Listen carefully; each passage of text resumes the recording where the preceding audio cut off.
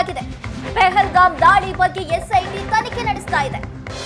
ಆ ಎಸ್ಐಟಿ ತನಿಖೆಗೆ ಕೋರಿದ್ದ ಅರ್ಜಿಯನ್ನ ನಿವೃತ್ತ ಸುಪ್ರೀಂ ಕೋರ್ಟ್ ಜಡ್ಜ್ ನೇತೃತ್ವದಲ್ಲಿ ತನಿಖೆಗೆ ಅರ್ಜಿಯನ್ನ ಸಲ್ಲಿಕೆ ಮಾಡಲಾಗಿದೆ. ಪೆಹಲ್ಗಾಮ್ ಘಟನೆ ಬಗ್ಗೆ ನ್ಯಾಯಾಂಗ ತನಿಖೆ ಕೋರಿ ಅರ್ಜಿಯನ್ನ ಸಲ್ಲಿಕೆ ಮಾಡಲಾಗಿದ್ದು, ಉಗ್ರ ದಾಳಿಯ ತನಿಖೆ ಮಾಡೋದು ಜಡ್ಜ್ಗಳ ಕೆಲಸವಲ್ಲ. ಅರ್ಜಿ ಸಲ್ಲಿಸಿದ್ದ ವಕೀಲರನ್ನ ತರಾಟೆಗೆ ತೆಗೆದುಕೊಂಡಿದೆ ಕೋರ್ಟ್. ಈಗ ಈ ರೀತಿಯ ಅರ್ಜಿ ಸೇನಾ ಮನೋಬಲವನ್ನ ಕುಸಿಯುವಂತೆ ಮಾಡುತ್ತೆ.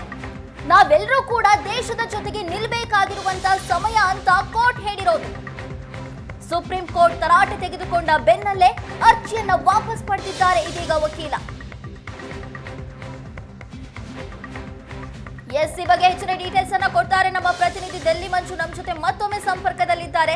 ಡೆಲ್ಲಿ ಮಂಜು, ಇದೀಗ ಸುಪ್ರೀಂ ಕೋರ್ಟ್ ನಲ್ಲಿ ಅರ್ಜಿಯನ್ನ ಸಲ್ಲಿಕೆ ಮಾಡಲಾಗಿತ್ತು. ಈ ಕುರಿತು ಎಸ್ಐಟಿ ತನಿಖೆ ನಡೆಸಬೇಕು ಅಂತ. ಈಗ ಸುಪ್ರೀಂ ಕೋರ್ಟ್ ಕೂಡ ಆ ವಕೀಲರನ್ನ ತರಾಟೆಗೆ ತೆಗೆದುಕೊಂಡಿದೆ. ಏನಿದೆ ಇದರ ಬಗ್ಗೆ ಡೀಟೇಲ್ಸ್? ನಯನಾ, ಇವತ್ತು ಪೆಹಲ್ಗಾವ್ ಘಟನೆ ಕುರಿತು ಒಂದು ಜುಡಿಷಿಯಲಿ ಎನ್ಕ್ವೈರಿ ಆಗಬೇಕು ಅನ್ನುವಂತಹ ಆಗ್ರಹವನ್ನು ಇಟ್ಟು ಸುಪ್ರೀಂ ಕೋರ್ಟಿನ ಮೆಟ್ಟಿಲನ್ನೇರಿದ್ರು ವಕೀಲರು. ಈ ಸಂದರ್ಭದಲ್ಲಿ ಭಾಳ ಸೂಕ್ಷ್ಮವಾಗಿ ಪರಿಶೀಲನೆ ನಡೆಸಿದಂತಹ ನ್ಯಾಯಪೀಠ ಜಸ್ಟಿಸ್ ಸೂರ್ಯಕಾಂತ್ ಅವರ ನೇತೃತ್ವದ ಪೀಠದಲ್ಲಿ ಈ ವಿಚಾರಣೆಗೆ ಬಂತು. ಆ ಸಂದರ್ಭದಲ್ಲಿ ಹೇಳಿದರು, ನಿಮ್ಮ ಉದ್ದೇಶ ಏನು ಅನ್ನುವಂಥದ್ದನ್ನ ಮೊದಲ ಪ್ರಶ್ನೆ ಇಟ್ಟರು. ಇಂಥ ಸಂದರ್ಭದಲ್ಲಿ ನಾವೆಲ್ಲರೂ ಒಟ್ಟಾಗಿ ನಿಲ್ಲಬೇಕಾದಂಥ ಸಂದರ್ಭ, ಜೊತೆಗೆ ನಮ್ಮ ನೈತಿಕ ಬಲವನ್ನು ಕೂಡ, ಅಂದರೆ ಸೇನಾಪಡೆಗಳ ನೈತಿಕ ಬಲವನ್ನು ಪ್ರಶ್ನೆ ಮಾಡುವಂಥ ರೀತಿಯಲ್ಲಿ ಇದೆ ಅರ್ಜಿ.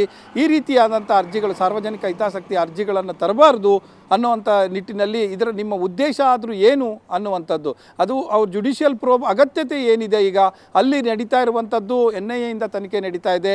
ಈ ಸಂದರ್ಭದಲ್ಲಿ ಭಯೋತ್ಪಾದಕರ ವಿರುದ್ಧ ತನಿಖೆ ಆಗ್ತಾ ಇರುವಂಥದ್ದು, ಆ ಘಟನೆ ಕುರಿತಾಗಿ ಇನ್ನೂ ಪ್ರಾಥಮಿಕ ಹಂತದಲ್ಲಿದ್ದೇವೆ. ಸೊ ಇಂಥ ಸಂದರ್ಭದಲ್ಲಿ PAL ಸಲ್ಲಿಸುವ ಅಗತ್ಯ ಏನಿದೆ ಅನ್ನುವಂಥ ಪ್ರಶ್ನೆಯನ್ನು ನ್ಯಾಯಪೀಠ ಕೇಳಿದಾಗ ಅರ್ಜಿದಾರರು ಅಂತಿಮವಾಗಿ ತಮ್ಮ ಅರ್ಜಿಯನ್ನು ವಾಪಸ್ ಪಡ್ಕೊಂಡ್ರು.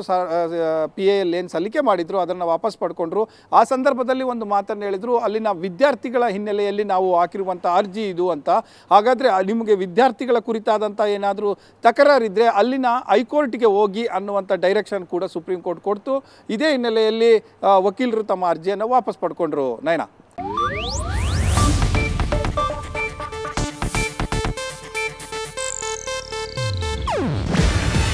ಇದು ಏಷ್ಯಾನೆಟ್ ನ್ಯೂಸ್ ನೆಟ್ವರ್ಕ್ ಪ್ರಸ್ತುತಿ. ನೀವು ನೋಡ್ತಿದ್ದೀರಾ ಏಷ್ಯಾನೆಟ್ ಸುವರ್ಣ ನ್ಯೂಸ್.